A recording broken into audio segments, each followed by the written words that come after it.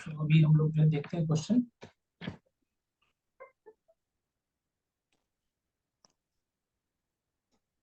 इसमें।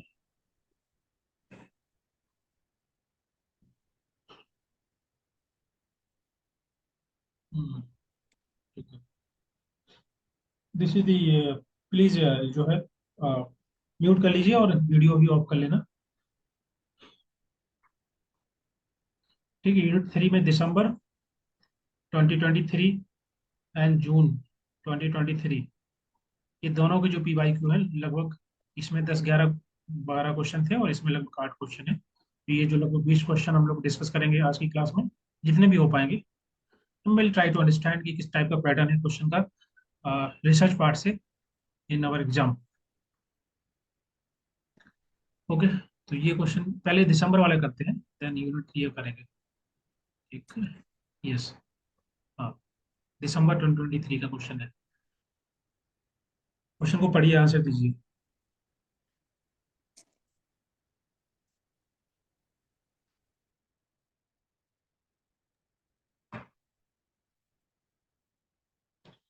कौन सा की एट्रीब्यूट नहीं है, जो मुख्य गुण जो नहीं है क्वालिटेटिव क्वांटिटेटिव रिसर्च का, मात्रात्मक अनुसंधान, इसको हिंदी में यही बोलते हैं कि ये गलत लिख के आ रहे हैं। एक्चुअली मैं इसको कन्वर्ट करता हूँ गूगल से, मे भी कुछ त्रुटि रह जाती होगी, हिंदी में सही कन्वर्ट नहीं हो रहा होगा, but at least you can understand, जो लोग बिल्कुल हिंदी समझते हैं। प्लीज म्यूट कर लीजिए, everybody please.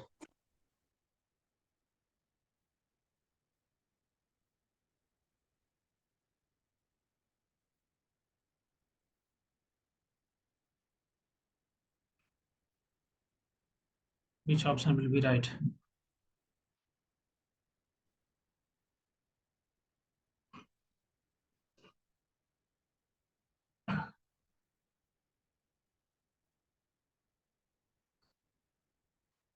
Okay, so guys you have different answer.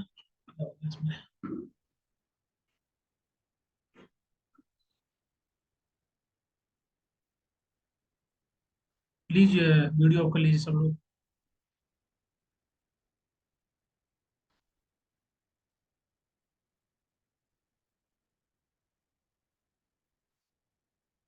क्योंकि यहाँ पर हम बात कर रहे हैं क्वांटिटेटिव रिसर्च की। तो क्वांटिटेटिव रिसर्च किस टाइप का होता है? Which is based on the deductive logic. ठीक है। इसका मतलब क्या होता है कि जब हम क्वांटिटेटिव रिसर्च करते हैं तो we have a general theory. ठीक है। तो of course that is based on objectivity. जो क्वालिटेटिव रिसर्च होती है वो आपका जनरली हम कंसिडर करते हैं सब्जेक्टिव बेस्ड होता है। क्वांटिटेटिव रिसर्च बोल सकते हैं साइंटिफिक मेथड यूज करते हैं, या इस तरीके से हम लोग स्टडी करते हैं कि वो जनरली ऑब्जेक्टिव ऑब्जेक्टिविटी, उसमें ऑब्जेक्टिविटी कंसिडर की जाती है। ठीक है। इसका मतलब होता है कि इसका जो मेन एम होता है, ऑब्जेक्टिव मतलब होता है कि उसमें रिसर्च में बायसनेस कम होगी, या जो फाइंड होंगी, फाइंडिंग्स जो निकल के आएगी वो समहाउ विल बी अनबायस्ड वे में फाइंडिंग्स निकलेगी। That is the objectivity. Okay. Deductive logic बिल्कुल होता है इन दी क्वांटिटेटिव रिसर्च। ये दोनों मुख्य, या बोल सकते हैं कि एट्रीब्यूट्स हैं। और टेस्ट हाइपोथेसिस, क्या हम लोग इसमें टेस्ट हाइपोथेसिस टेस्ट करते हैं? बताइए। यस, ऑफ कोर्स करते हैं।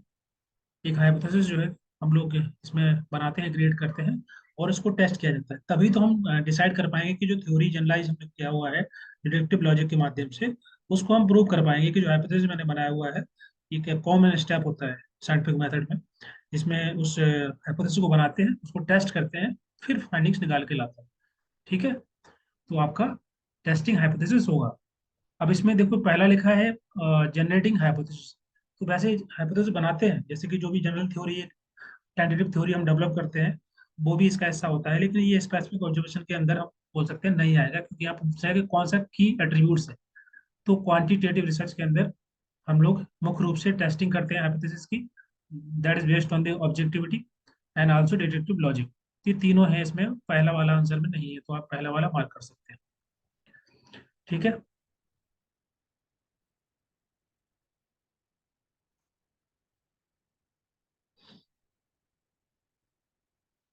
क्लियर है? हाइपोथेसिस का मतलब होता है कि हम एक गैस बनाते हैं, एक इन्फ्रेंस क्रिएट करते हैं। जनरेटिंग हाइपोथेसिस का मतलब होता है कि हम हाइपोथेसिस बना रहे हैं, जनरेट कर रहे हैं। ठीक है सर, पहले हाइपोथेसिस जनरेट करते हैं ना। सी बिल्कुल, देखो हाइपोथेसिस तो बनाएंगे तभी तो टेस्ट करेंगे ना। लेकिन उसमें पूछ रहा है कि कौन सा की एट्रीब्यूट्स नहीं है। तो मेन उद्देश्य हमारा इसमें होता है कि हम जो हाइपोथेसिस बनाते हैं उसको टेस्ट कर रहे होते हैं। ओके, केवल जनरेट करना नहीं होता है हाइपोथेसिस को। तो चार ऑप्शन में से आपको एक हटाना है। और इसमें दो ऑप्शन जो बाकी है, ऑब्जेक्टिविटी जो कि क्वांटिटेटिव रिसर्च में मुख्य होती है। ओके, क्वालिटेटिव रिसर्च में सब्जेक्टिविटी होती है। ठीक है, यहाँ पर सोर्स कोई भी पर्सन रिसर्चर है, खुद के ऑब्जर्वेशन से या एम्पिरिकल स्टडी के माध्यम से वो काइंड ऑफ इन्फ्लुएंस क्रिएट कर सकता है। एंड डिडक्टिव लॉजिक होता है क्वालिटेटिव क्वांटिटेटिव में, तो ये तीनों सही होंगे। इसको आप हटा सकते हैं। ठीक है, क्योंकि हाइपोथेसिस तो हम हाइपोथेसिस का मतलब होता है कि आप एक गैस बना रहे होते हैं, इन्फ्लुएंस क्रिएट कर रहे होते हैं थ्योरी को लेकर के, जिसको आप फर्दर उसको प्रूव करते हैं थ्रू दी डेटा कलेक्शन या रिसर्च के माध्यम से। तो वो उसका हिस्सा होता है। लेकिन इसमें लिखा है कौन सा एक की एट्रीब्यूट नहीं है जो आपको हटाना है। So you can mark first one. Hypothesis means suppose something, बिल्कुल just create some influence about population. जैसे मान लीजिए नंबर ऑफ सैंपल आपके बहुत सारे हैं, आप उसमें से कुछ सैंपल ले लिए, उसके माध्यम से आपने जो है हाइपोथेसिस बनाया है कि these sample representing all the population. तो यहाँ पर आप काइंड ऑफ कोई भी वेरिएबल लेकर के एक हाइपोथेसिस थ्योरी बनाते हैं। थ्योरी जो ऐसी है कि प्रूव नहीं है, उसको आपको प्रूव करना है, टेंटेटिव थ्योरी होती है। ठीक है, so once you collect the data, उसके आधार पर आप फाइंडिंग्स निकालेंगे और फिर आप प्रूव करेंगे कि जो हाइपोथेसिस आपने बनाया था वो सही है कि नहीं। ठीक है, तो वो जो हाइपोथेसिस होती है वो एक टेंटेटिव थ्योरी होती है, टेंटेटिव स्टेटमेंट होता है जिसको आपको प्रूव करना होता है। ठीक है, या इन्फ्लुएंस क्रिएट करना मतलब गैस लगाना, हाइपोथेसिस मतलब कहीं ना कहीं हम जो है एक गैस क्रिएट करते हैं, बनाते हैं between the multiple variable. Clear है?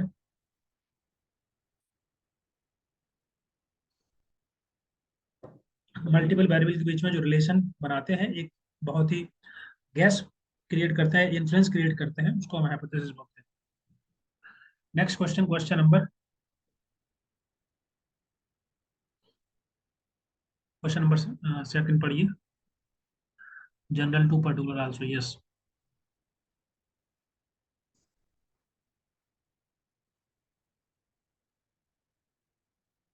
विच of the following is not an example of probability sampling? दो प्रकार की सैंपलिंग होती है, कौन कौन सी है? एक आपका प्रोबेबिलिटी सैंपलिंग होता है, एक नॉन प्रोबेबिलिटी सैंपलिंग। इसमें से कुछ दिए हैं, आपको बताना है कौन सा है कौन सा नहीं है।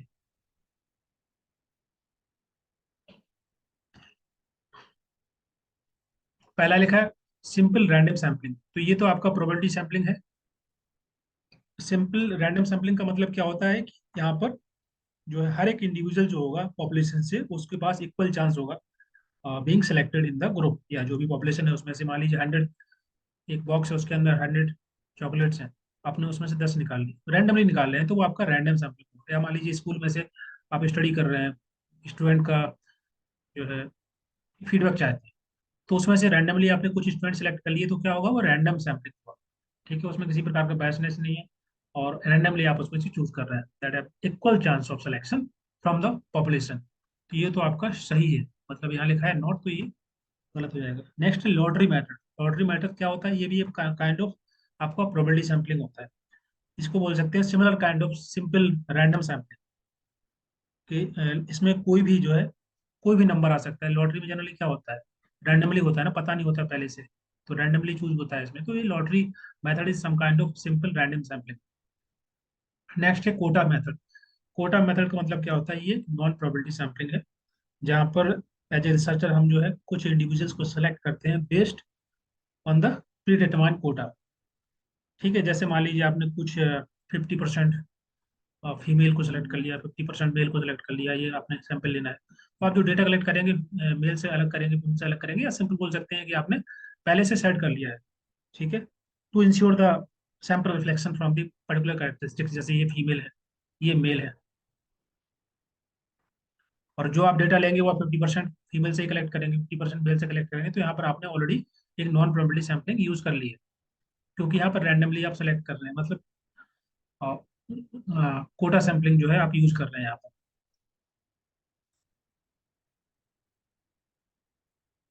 ओके, जैसे मान लीजिए कोई भी एग्जांपल ले लीजिए कि कोई पॉलिसी आई है गवर्नमेंट की, उसको लेकर के आपने एक सर्वे करना है, लोगों के ओपिनियन जानने हैं।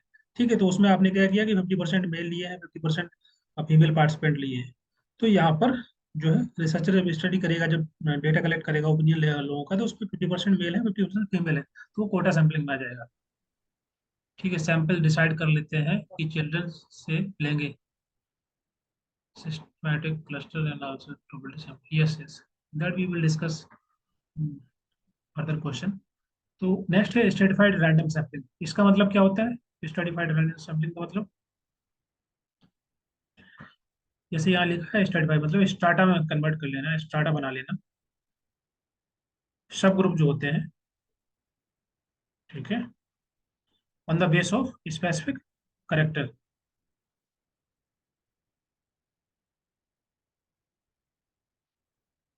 ठीक है, कैटेगरी है बिल्कुल, एज के आधार पर हो सकता है बिल्कुल। ओके, जेंडर के आधार पर हो सकता है, ऑक्यूपेशन के आधार पर हो सकता है कि जैसे मान लीजिए 10 लोग हैं, ये डॉक्टर्स हैं, 10 लोग इंजीनियर हैं, ये मेल है, ये फीमेल है, ये 5 साल से लेकर 10 साल तक के बच्चे हैं, इसका 10 साल से लेकर 15 साल तक की। तो आपका हुआ, आपने क्या है, ग्रुप को सब ग्रुप में डिवाइड कर लिया। ठीक है, होना स्पेसिफिक करेक्टर। ये आपको ध्यान रखना है कि जब हम भी फोकस करते हैं, जब पॉपुलेशन को डिवाइड करते हैं सब ग्रुप के अंदर, तो उसके कुछ खास स्पेसिफिक करेक्टरिस्टिक्स होती है, उसके आधार पर होता है, चाहे वो ऑक्यूपेशन हो, एज हो, ग्रुप हो, जेंडर हो, कुछ भी हो। हेटेरोजेनियस डेटा को होमोजेनियस बना लेते हैं। हाँ, मतलब ओवरऑल डेटा जो होगा वो हेटेरोजेनियस हो सकता है, तो उसको आप जो है ग्रुपिंग कर लेते हैं, because they have kind of homogeneous characteristics. जैसे मेल है तो पूरे मेल होंगे, या एज के आधार पर लेंगे तो मान लीजिए 10 साल से लेकर 15 साल ले रहे हैं, तो ये एक जैसे हो गए, होमोजेनियस हो गए। या जेंडर के आधार पर ले रहे हैं, या फिर ऑक्यूपेशन के आधार पर ले रहे हैं हम, तो उनमें सिमिलरिटी होगी, होमोजेनिटी होगी। ओके, तो उसको खास स्पेसिफिक कैरेक्टर को आपको देख करके सब ग्रुपिंग करनी है। ठीक है, जैसे मान लीजिए आपने स्टडी करने गए किसी भी शहर के अंदर, सिटी के अंदर, तो आपने क्या किया कि वहाँ पर मल्टी स्टेज सैम्पलिंग यूज की, स्ट्रेटिफाइड सैम्पलिंग यूज की। तो क्या किया, शहर के अंदर एक स्लम एरिया लिया, ठीक है, एक नॉन स्लम एरिया लिया, एक आपने मार्केट एरिया ले लिया। तो क्या है, स्लम एरिया एक स्पेसिफिक करेक्टरिस्टिक्स है, होमोजीनियस है। या नॉन स्लम एरिया लिया आपने, वो भी एक स्पेसिफिक हो गया। मार्केट एरिया ले लिया आपने, वो भी एक स्पेसिफिक हो गया। तो इस प्रकार से आप स्ट्रेटिफाइड सैम्पलिंग यूज कर सकते हैं। क्लियर है?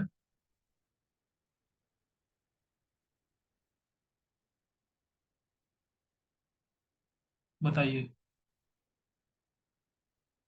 तो आपका ऑप्शन नंबर सी हो जाएगा। Next question, question number 85।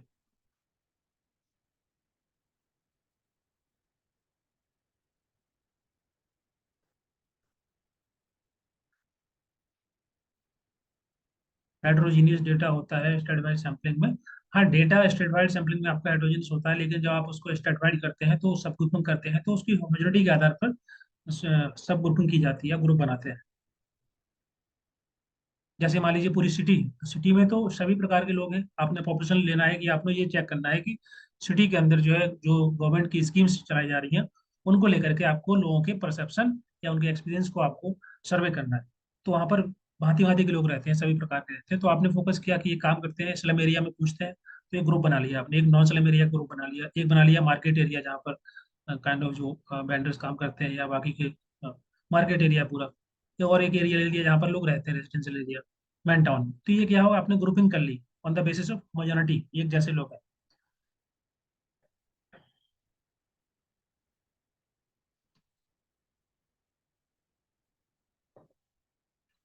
Arrange the following research steps in correct sequential order, सही क्रम में आपको लगाना है। सबसे पहले हम क्या करते हैं, ऑफकोर्स पहले हम प्रॉब्लम को जो है, रिसर्च प्रॉब्लम को फॉर्मुलेट करते हैं। ठीक है, इसका मतलब क्या हुआ कि प्रॉब्लम पहले बनाते हैं। पूरा रिसर्च यही होता है जनरली, जो पीएचडी करते हैं उनको लोग बोलते हैं कि पहले तो खुद प्रॉब्लम क्रिएट करते हैं, फिर 4-5 साल तक उसी प्रॉब्लम को सॉल्व कर रहे होते हैं। तो ये पीएचडी में जनरली सभी बोलते हैं कि पीएचडी वाला बोर्ड की पहले प्रॉब्लम खुद खोजो, फिर उसी प्रॉब्लम को सॉल्व करो।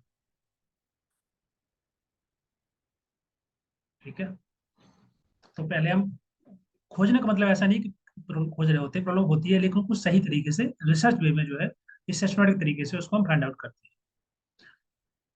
तो पहले हम रिसर्च प्रॉब्लम को फॉर्मुलेट कर रहे होते हैं। पहले बी आएगा मतलब ये वाला ऑप्शन गया और ये वाला ऑप्शन गया। अब देखते हैं नेक्स्ट क्या आएगा। ए कॉमन है मतलब ए आएगा, इसके बाद बी के बाद क्या है, फॉर्मुलेट द रिसर्च हाइपोथेसिस। एक हाइपोथेसिस के एक्सप्लोर कर रहे होते हैं, हाँ, रिसर्च हाइपोथेसिस बनाते हैं, बिल्कुल। नेक्स्ट क्या आएगा,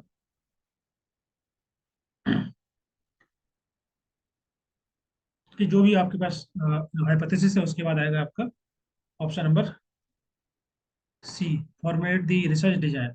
हाँ, रिसर्च डिजाइन का मतलब क्या होता है कि जो आप डेटा कलेक्ट करने वाले हैं उसको डेटा कैसे कलेक्ट करेंगे, कैसे एनालिसिस करेंगे उसका, ठीक है, डेटा जो आप, so that you can just test the hypothesis, जो आपने हाइपोथेसिस बनाया हुआ है उसको टेस्ट करने के लिए डेटा कलेक्ट करना।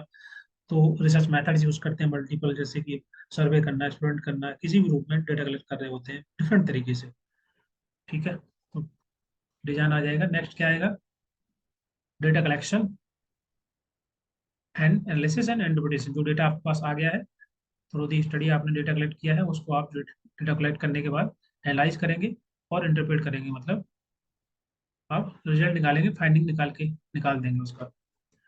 लास्ट में जनरलाइजेशन, मतलब ओवरऑल फाइंडिंग जो होगी, हाइपोथेसिस जो आपने बनाया हुआ है उसको प्रूव करेंगे सही है कि नहीं, अगर उसके आधार पे आप जनरलाइज करेंगे, ठीक है। So on the basis of the finding, जो फाइंडिंग निकल के आएगी, आप वहां पर कंक्लूजन ड्रॉ कर रहे होते हैं और try to generalise in the larger population, ठीक है। जैसे मान लीजिए सिटी के अंदर आपने 300 लोगों पे स्टडी किया, तो 300 के आधार पे आप जनरलाइज करेंगे कि ये गवर्नमेंट की, जैसे फॉर एग्जांपल गवर्नमेंट की इनिशिएटिव है, कोई स्कीम है, उसको लेकर के आपने एक सर्वे किया और लोगों के परसेप्शन, लोगों के एक्सपीरियंस को जाना। So you just collected the data from 300 people. Now after the findings you realise कि जो गवर्नमेंट की स्कीम थी ये लोगों को बेनिफिशियल है, मतलब जो सर्विसेज दी जा रही है वो अच्छी है गवर्नमेंट की, और people are getting benefit from this service. Now you can generalize की from the basis, from the finding of 300 people survey, you can say that in the city this particular service or this particular schemes of government is doing well, people are getting benefit from this service। तो ये उसको बोलते हैं generalise करना, ठीक है। All दो 300 sample बहुत कम होते हैं, लेकिन जस्ट जस्ट टू अंडरस्टैंड किस प्रकार से हम जनरलाइज करते हैं। तो क्या आंसर हो जाएगा, ऑप्शन नंबर बी, BACDE।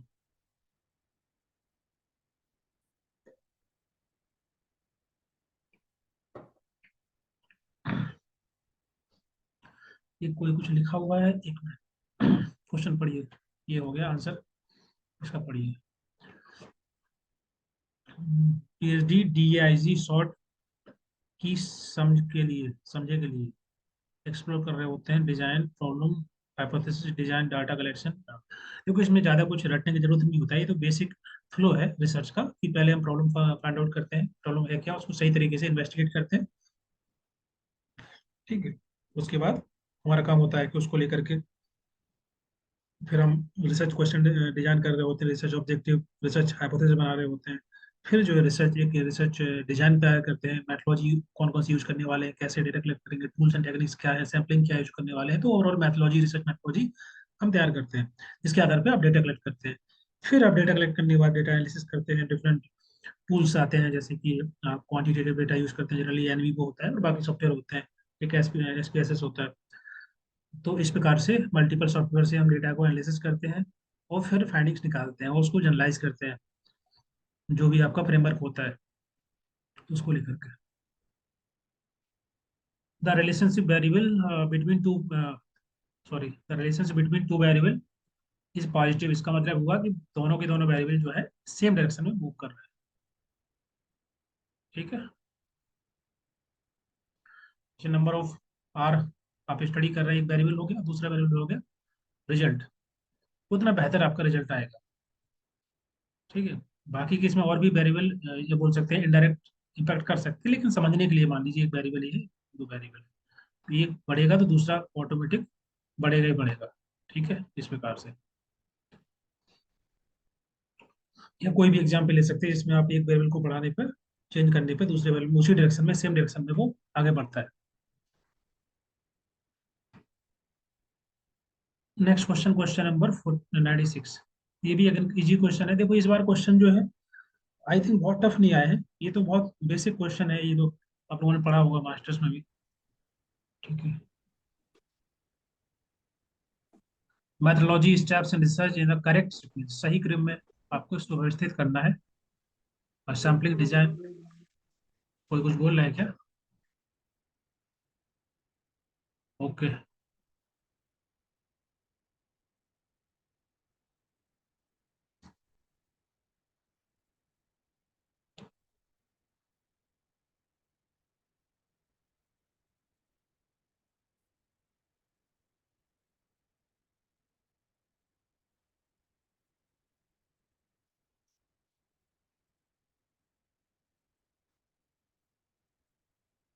पहले क्या आएगा सबसे पहले?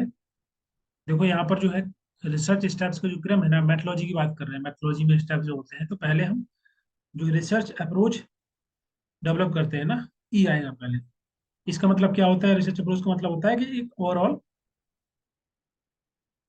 स्ट्रेटजी जो आपने चूज की है स्टडी कंडक्ट करने के लिए। ठीक है। जैसे मान लीजिए आपने क्वालिटेटिव स्टडी यूज करने या मेथड यूज करने वाले हैं, क्वांटिटेटिव यूज करने वाले हैं, मिक्स मेथड यूज करेंगे, जो कि आपका एक फाउंडेशन होता है, बोल सकते हैं सिंपल भाषा में, पूरी रिसर्च प्रोसेस की। तो आपका रिसर्च अप्रोच कहलाती है। दूसरा होता है रिसर्च डिजाइन। डिजाइन का मतलब होता है एक स्पेसिफिक प्लान तैयार करते हैं आप, कि आप स्टडी कैसे कंडक्ट करने वाले हैं। जैसे कि डेटा कलेक्शन, ठीक है, मेथड कौन सा यूज होगा, एनालिसिस आप कैसे करेंगे, उसका क्या प्रोसेस होगा, ये सभी चीजें ओवरऑल। तो पहले आपका ई आएगा, फिर आएगा आपका डी।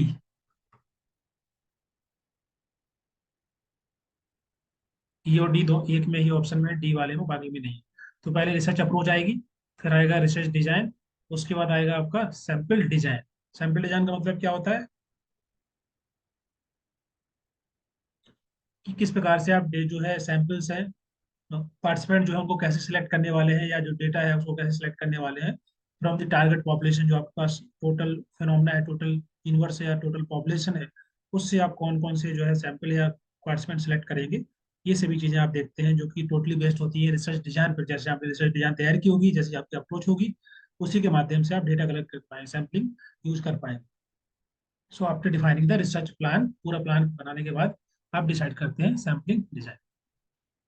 ओके। बिल्कुल।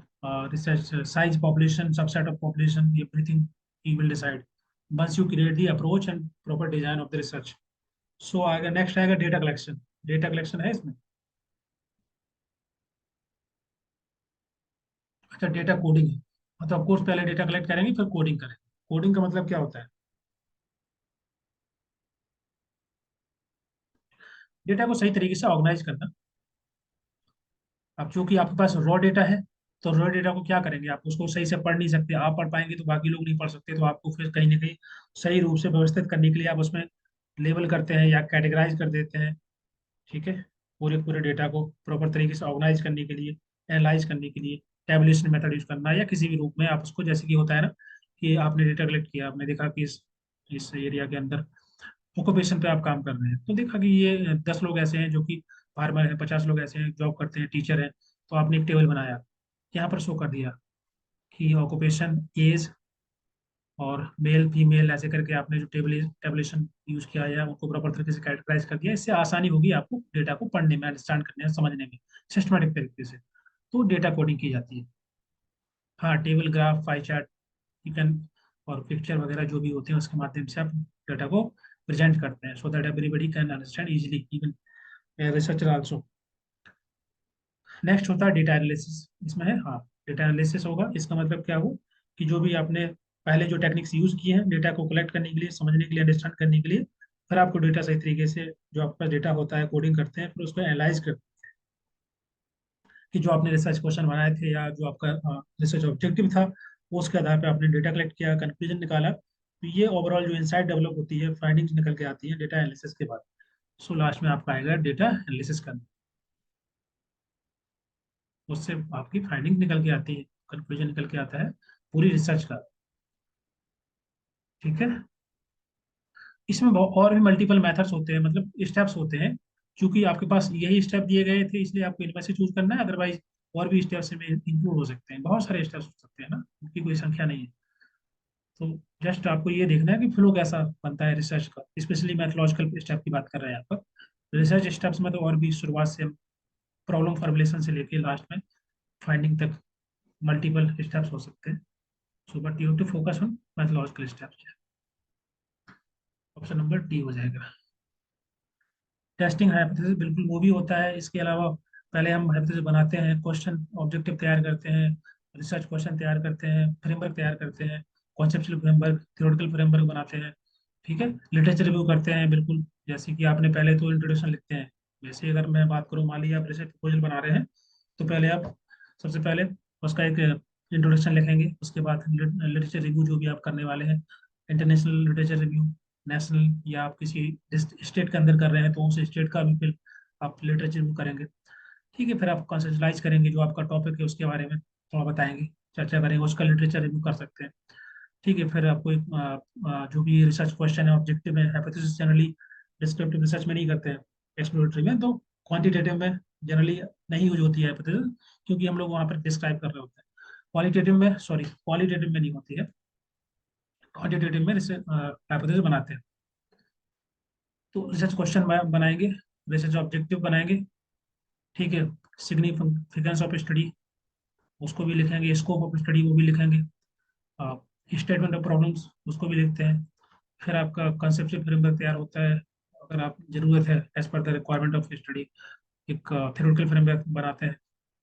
ठीक है, फिर आपका मैथोलॉजी आता है, रिसर्च मैथोलॉजी, जिसमें आप बताते हैं कौन सा मेथड यूज करेंगे, सैम्पलिंग कौन सी होगी, टूल एंड टेक्निक्स कौन से यूज करने वाले हैं। ठीक है, बिब्लियोग्राफी तो लास्ट में आता है, वो तो जो भी आपने लिटरेचर रिव्यू किया होगा तो उसको ऑफकोर्स आपको साइट करना पड़ेगा, इंटेक्स साइटेशन जो करेंगे तो बाद में आपको दिखाना पड़ता है, रेफरेंस वगैरह जो भी रहते हैं। ठीक है, once you complete your study, then appendices में आप और भी चीज़ें ऐड कर सकते हैं, जैसे फोटोग्राफ्स है, या आपने कोई क्वेश्चन तैयार किया है सर्वे करने के लिए, या शेड्यूल तैयार किया है। ठीक है, स्टेक होल्डर का डेटा कलेक्ट करते हैं कहीं से भी, तो वो सभी चीज़ें आप लास्ट में अपेंडिसेस में डाल सकते हैं। ठीक है, जो भी एक्स्ट्रा आपका कंटेंट रहता है research related, that everything you can just put in appendices.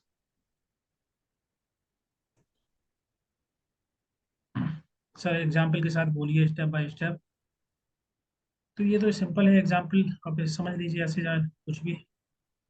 थी अभी जो मैंने बोला वो स्टेप्स इन जनरल स्टेप्स है, मतलब ऐसा नहीं है वो स्पेसिफिक है, वो आप आगे पीछे कर सकते हैं या उसमें कुछ ऐड भी कर सकते हैं नए स्टेप्स। ठीक है, तो डिपेंड करता है कि टॉपिक क्या है, टॉपिक के अनुसार कभी कभी आपके स्टेप्स रहते हैं। किसी किसी स्टडी के अंदर कॉन्सेप्चुअल फ्रेमवर्क नहीं होता है, वो डायरेक्ट थ्योरेटिकल फ्रेमवर्क यूज कर लेते हैं। किसी किसी स्टडी में हाइपोथेसिस बनाना पड़ता है, किसी में नहीं बनाना पड़ता है। तो it depend on the topic of your study, कि आप स्टडी किस टाइप की कर रहे हैं, है ना। तो आगे फर्दर जो क्वेश्चन है वहाँ पर है स्टेप बाय स्टेप, तो मैं एक्सप्लेन कर दूंगा कि कौन कौन से स्टेप्स। ठीक है, एग्जाम्पल के साथ।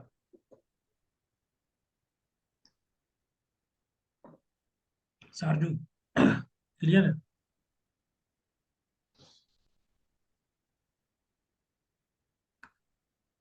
ठीक है, आगे क्वेश्चन है बहुत सारे जिसमें स्टेप बाय स्टेप पूछा गया है, then I will explain with the example. अभी इसको समझते हैं, तो इसका आंसर क्या हो जाएगा? अच्छा, डी आंसर था इसका। नेक्स्ट क्वेश्चन, क्वेश्चन नंबर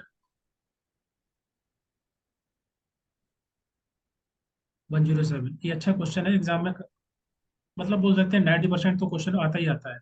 हर बार एक क्वेश्चन जरूर आता है नल हाइपोथेसिस को लेकर के, या टाइप वन टाइप टू से लेकर के। तो ये क्वेश्चन जनरली कई बार पूछे गए हैं, तो आप पता होना चाहिए टाइप वन टाइप टू क्या होता है। ठीक है, नल हाइपोथेसिस के बारे में चर्चा होती है।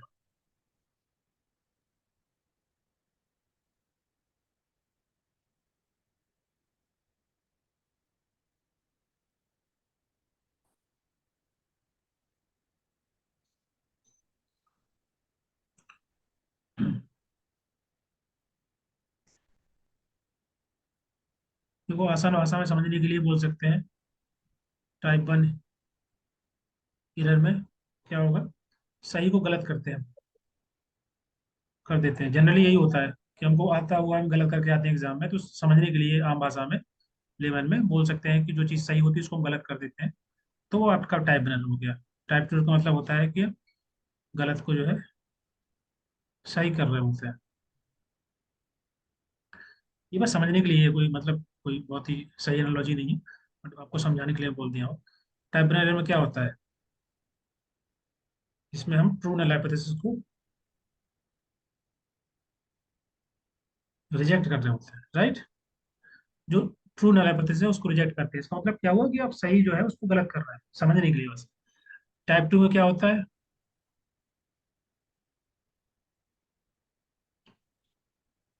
इसमें जो फॉल्स नल हाइपोथेसिस है उसको एक्सेप्ट कर लेते हैं, या सही भाषा में बोल सकते हैं कि आप उसको रिजेक्ट नहीं कर पाते, फेलिंग टू रिजेक्ट, कि आपने इतना डेटा एविडेंस कलेक्ट नहीं कर पाया कि आप उसको रिजेक्ट कर पाते, तो आप वो ऑटोमेटिक एक्सेप्ट। ठीक है, तो ये आपका हो गया सिंपल समझने के लिए कि जो चीज़ सही है, जनरली यही होता है कि हमको आते हुए भी हम गलत कर देते हैं बहुत सारी चीज़ एग्जाम में, तो मतलब हम लोग जो कर रहे हैं वो गलती है हमारी टाइप वन। याद रखना कि जब भी एग्जाम में हम गलतियां करते हैं, आता हुआ भी क्वेश्चन गलत करके आ जाते हैं, तो वो काइंड ऑफ समझने के लिए हो गया हमारा टाइप बना जाता है। ठीक है, और ऐसा हमको लगता है कि यार बाकी लोग जो है गलत को भी सही कर लेते हैं, तो वो टाइप टू एरर हो गया।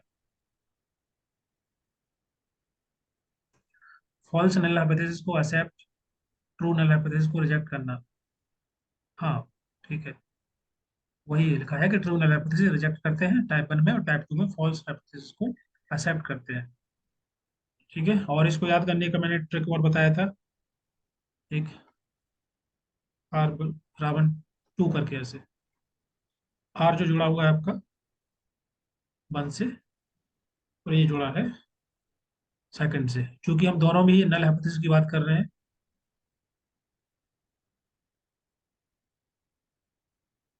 इसका मतलब क्या हुआ कि पहले वाले में जो फर्स्ट जो टाइप वन एरर है उसमें हम रिजेक्ट कर रहे होते हैं, और टाइप टू में क्या कर रहे होते हैं, एक्सेप्ट कर रहे होते हैं। ऐसे याद कर लो, आर ए वन टू, दोनों में हम नल हाइपोथेसिस की बात कर रहे हैं। ठीक है, तो नल हाइपोथेसिस हमारी रिजेक्ट होती है किसमें, वन में, और एक्सेप्ट होती है सेकंड में। ये बस याद करने के लिए है, मतलब ऐसा कोई कहीं पे लिखना नहीं है, ताकि आपका वहां पर एग्जाम में याद रहे।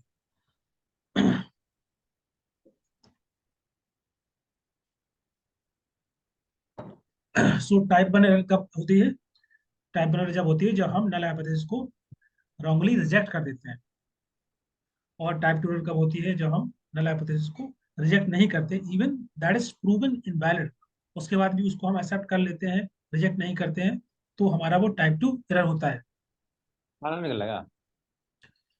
हाँ जी, क्या बोल रहे हो, समझ में आ रहा है सभी को।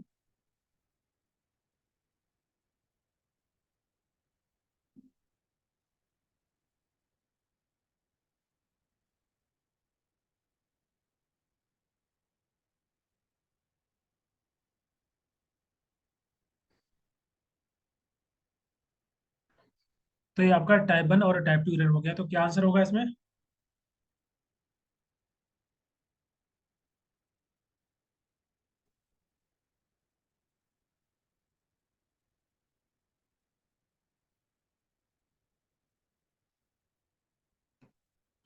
अच्छा, क्या लिखा है इसमें,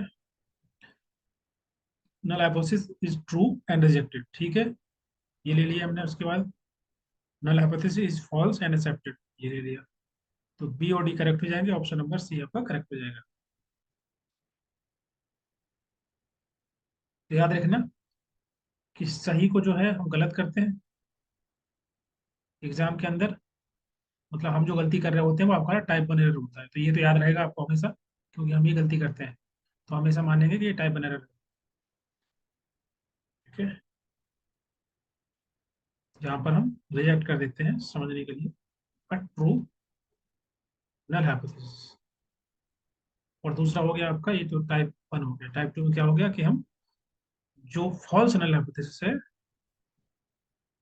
उसको हम एक्सेप्ट कर देते हैं, या सही भाषा होती है कि हम उसको रिजेक्ट नहीं कर पाते, failing to reject, because we don't have as much data कि इसके माध्यम से हम उसको रिजेक्ट कर पाए, तो तीसरा वाला करेक्ट हो जाएगा। क्लियर है, आगे बढ़े, बोलिए।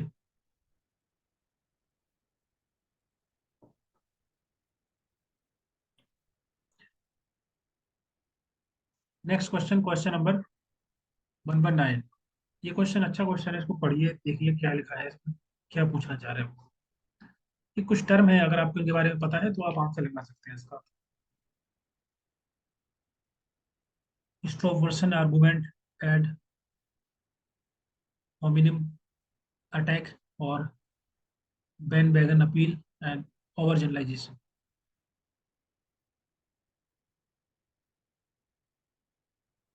वैसे क्वेश्चन इजी है, बट ये टर्म जो है कभी कभी नहीं पता होता है, तो आम टर्मिनोलॉजी है,